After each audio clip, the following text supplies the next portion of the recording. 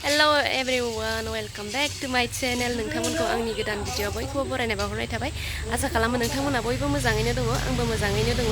ओमफ्राय नै जोङो दा बावखुंग्रि हाजो गाखोहैनो रेडि जानानै दं आरो लोगोफोर। जोङो दा थांनोसै एसे सानजौलायबायसो। टुडे चलो बावखुंग्रि टुडे लोगोफोर। अब्ला नोंथांमोनाबो आंजों लोगोसे बावखुंग्रिखौहाय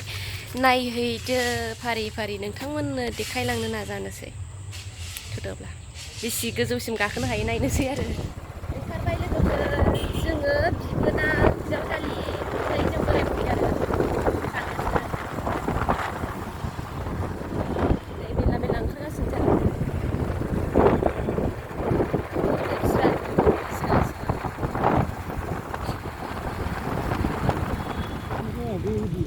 माबा माबि लाबाय नै लोगोफोर दा जायैनो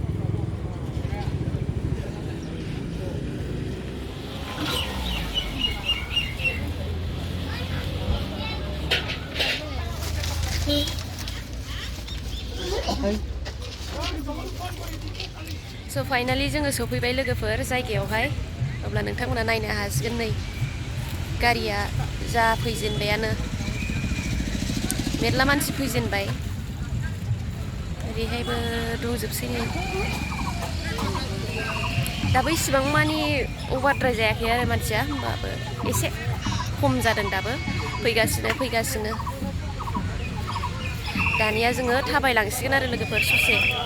बेसेबा गोजानावनो दोननांबाय गारिया सोआखिसै सोरखौबा सोदोंना मादोंथाय ओमफ्राय जोंहा सोनो मोनाखिसै आरो पार्किंआव दोनबाय नै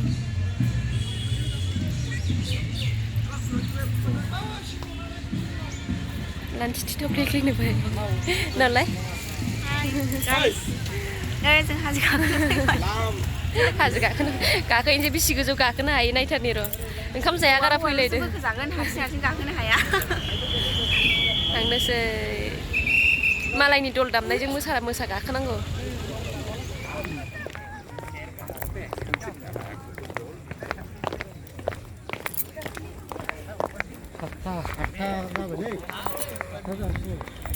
मेंग्रोलायखाबायसो ओंखामसो उखैखाबाय ससे गाखोबानो आंथ' जानानैसो गाखोहैखानोसै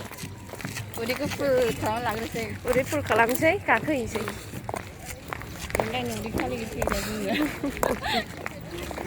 इसोर खुलुमहैनो होननानै उदै खालि फैलायग्रा जाहैदों फाइनालि जोङो सफैबाय लोगोफोर नै बिबारफ्रा समायनाथार बारफा लानानै थांनांगौ मालाफ्रा हनै दाखानाया सनानि माला हिरानि माला हांसो गारमाखौसो अख्रुबला लांनांसिगोन नामाथाय एसे उदैया थाजिम मोननायनि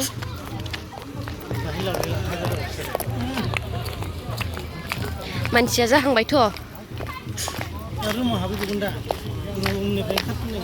मेलाया जागायबाय नै नैबेनिफ्राय ओरै फारि जाग्रानिफ्राय जागायनानै मोसाग्रासिम ओमफ्राय गाखोग्रा आरो नै स्टेजआ गिदिरथार बावखुंग्रि फोरबो फालिनाया 10थि जाबाय आरो एबारजों लोगोफोर नै लिरनाय दंखायो 10 बार जाबायनो 10थि बावखुंग्रि फोरबो 2023 अब्ला जोङो हाबफैमारबाय आरो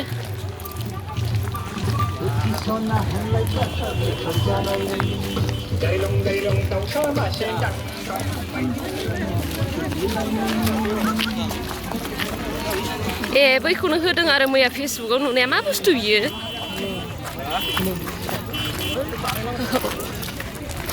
नै लोगोफोर सोरखौ नुदों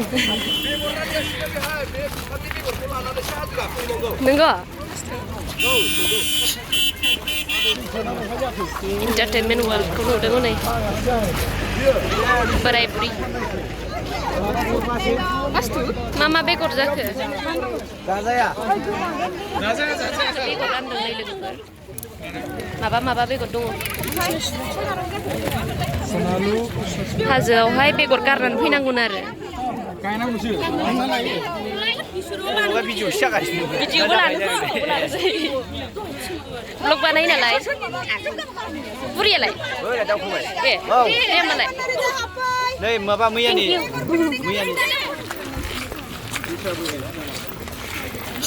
गाखोथारगोन गाखोथारगोन नामा एन्टारटेनमेन्ट गाखोथारगोन बारा गाखोनाय नङा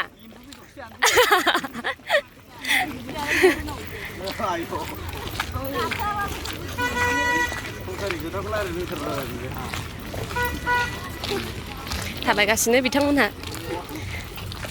गुफुर गुफुर ड्रेसाबो सेम सेम जोबलायबावसो एन्टारटेनमेन्टखौ नायनानै भिडिअ खेबनो बावबाय आं लोगोफोर नै दासो बानायफिनदां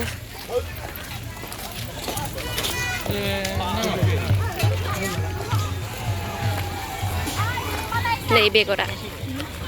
गरनै मोनबाय आरो दा बेलासियावसो जागोन दां प्रग्रामा हाजो गाखोखांनानै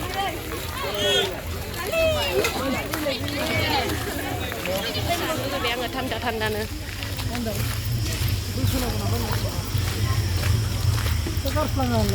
नै माथो दानो थाबायनो हाखाला हो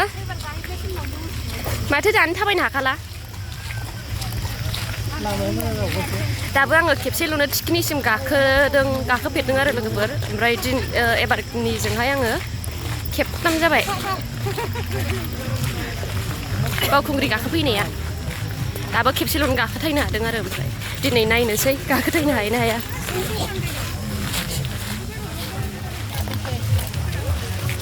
बावखुंग्रि सुरु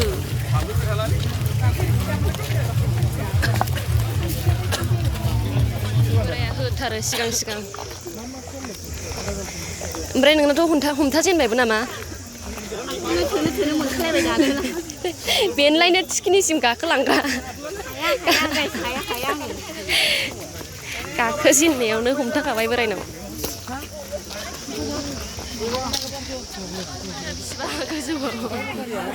होखायो गाखोनाया मानसिफ्रा नायलाय इन्ट्रेस्टखा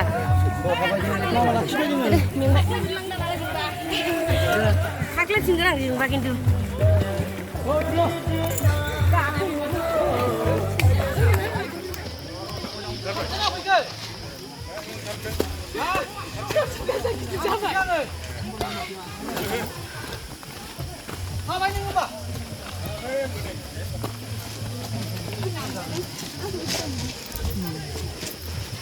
बोलो हो नोंनि समायसिरा बियो बोरै जाखो बिमा मा गाखोनो हादों खमाय लाहैनायनि खोथा दङ माथो खमाय लाखानानै गैला नायदो सेसा बेदर जाग्रा बिदि जाबाय आथिंखौ जाग्रा जाबाय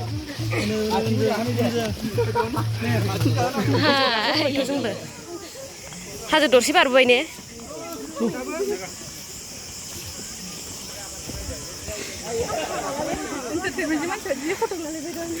फट' लागासिनो दं नै नालिजों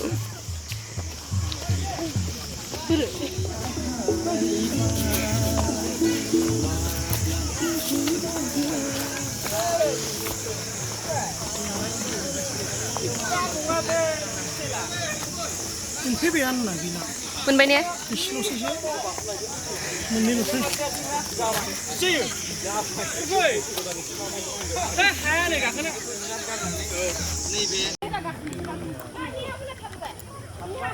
आंना खानाय बोनाया सेस गोलोमदै सिजोबबाय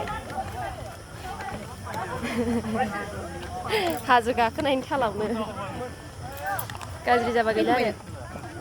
लोंसै र' जौ गोरान लोंसै मोनबायहाय बोलो गैयै गाखोथारो हनै मालाय माइ गाखोनायाव जेबो नुयै बायदि थाङा आं हारसिंबाथ' खारखोलांसिगौ आंखौ मोनथाबलांसोरो जोंनि धर्मनि आरो लोगोफोर नै बाबामोनहा हनै मैयानो फैखादोंनो बिसोरो ओमफ्राय जोंबो हाबखांबाय आरो आखाइयावहाय माबा खाजाबाय नै खुन्दुं खाजाबाय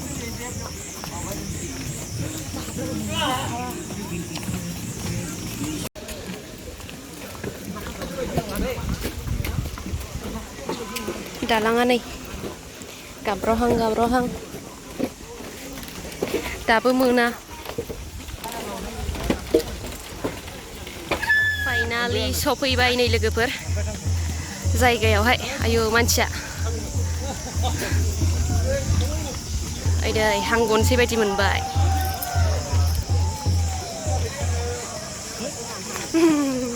महरा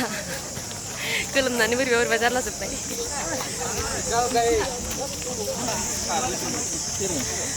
मानसियानो जा दङ सहैबावबायसोनदां ना बिसोरो थ'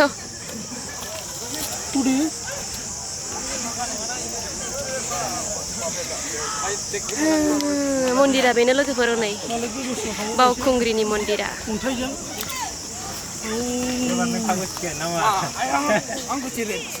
दिनै जों खेबनै जाबाय लोगोफोर गाखोथायनाया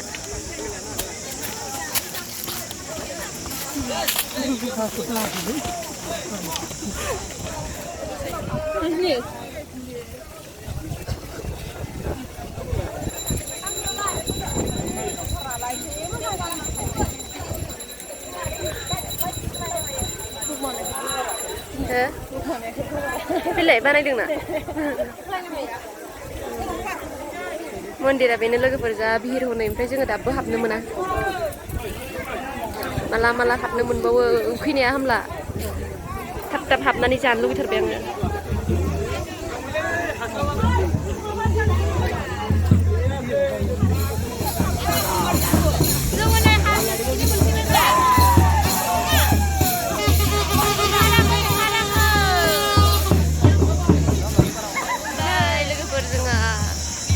गाखोनायनिफ्राय ओंखारनायासो खस्थ'सिन आयु आयु आयु आंनाव दा हमदागासैथ' नोङो आं दुद्रुगोन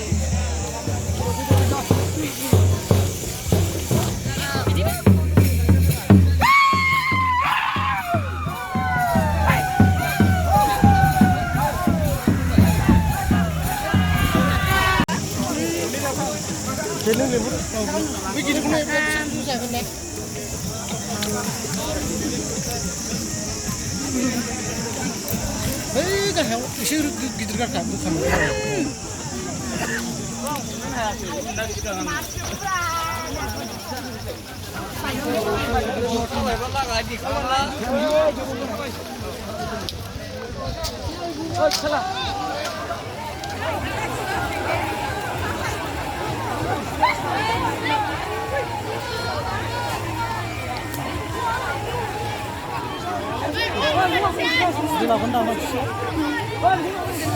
सफैबाय लोगोफोर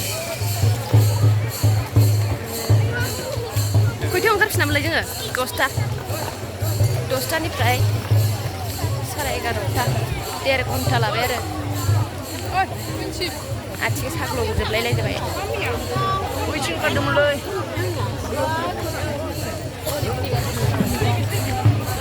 गाखोगासिनो दंथारो नै दाबो मानसिफ्रा सान्दुं गोसा जाबाय थाबसिन मेंसिनसिगोन दा मेंनाया मेंगानायनि दसे एसे साइडआवहाय माबाबाय आरो लोगोफोरनि जोङो जिरायफैदों बायदिसिना फ्रुटि लाबोदों बेखौ लोंनोसै चिप्स लाबोदों बेखौ जानोसै ओमफ्राय थांनोसै आरो लोगोफोर नोंथांमोनहा भिडिअखौहाय जोबजासे नायदो ओमफ्राय जोङो दसे जिरायनानै जाखां लोंखां जोंनि गेजेराव नुजाथिफैनो हादों जोंनि दिनैनि हाबाफारिनि गाहाय महरै टाउनावहाय दहाय फुङाव फैनायावनो माखासे जाग्रा बुस्थुबो लानानै फैखादोंमोन आरो ओमफ्राय बेखौनो जोङो जिरायनानै जाबाय दैखौल' बेवहाय लाबाय आरो बेनि जिनिसफोरा जा दाम गोसाना ओंखायनो जोङो फुङावनो लाबोखाबाय आरो बाजारावहाय दहाय फुङावहाय ओमफ्राय दा दसे ओरैनो माबाखौहाय प्रग्रामखौहाय नायना लांसै बेरायनानै अब्ला नोंथांमोनहाबो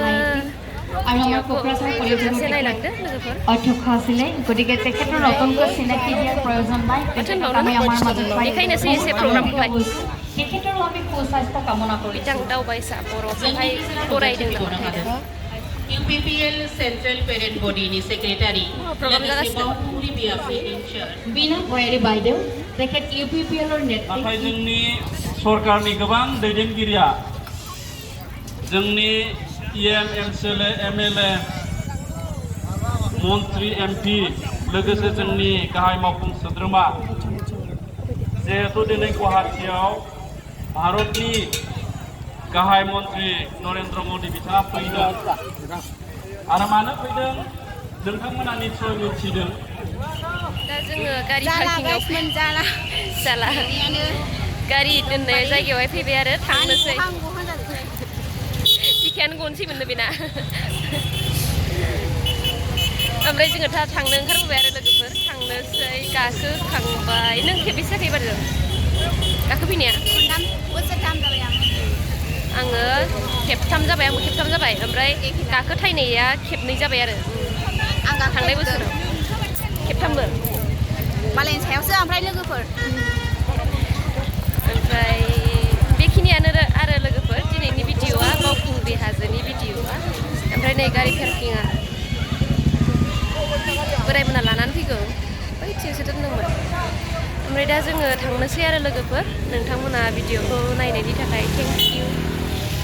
अब्ला बेखिनियानो